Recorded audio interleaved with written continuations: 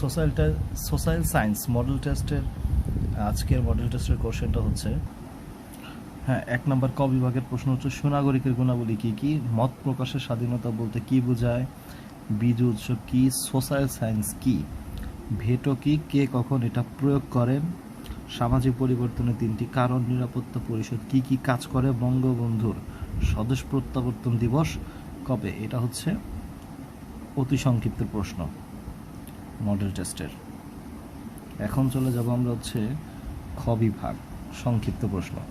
সংক্ষেপে ঐতিহাসিক 7ই মার্চের ভাষণের গুরুত্ব তাৎপর্য ব্যাখ্যা করো, গারদের সমাজের পরিবার এবং বিবাহ ব্যবস্থা সম্পর্কে আলোচনা করো।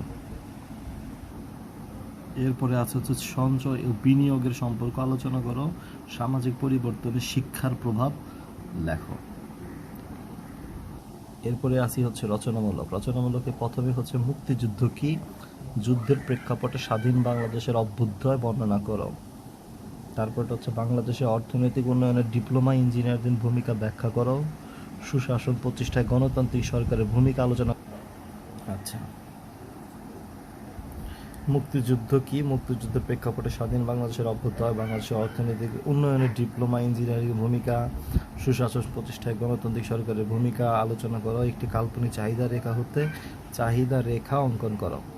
এরপরে আরও কিছু এক্সট্রা প্রশ্ন দেওয়া আছে, রাষ্ট্রের মূল উপাদানগুলো সম্পর্কে বর্ণনা, জাতিসংঘ কি, জাতিসংঘের নিরাপত্তা পরিষদের গঠন ও কাজ, আইনের উৎসগুলো সম্পর্কে আলোচনা এবং সমাজের বৈশিষ্ট্য আলোচনা করো।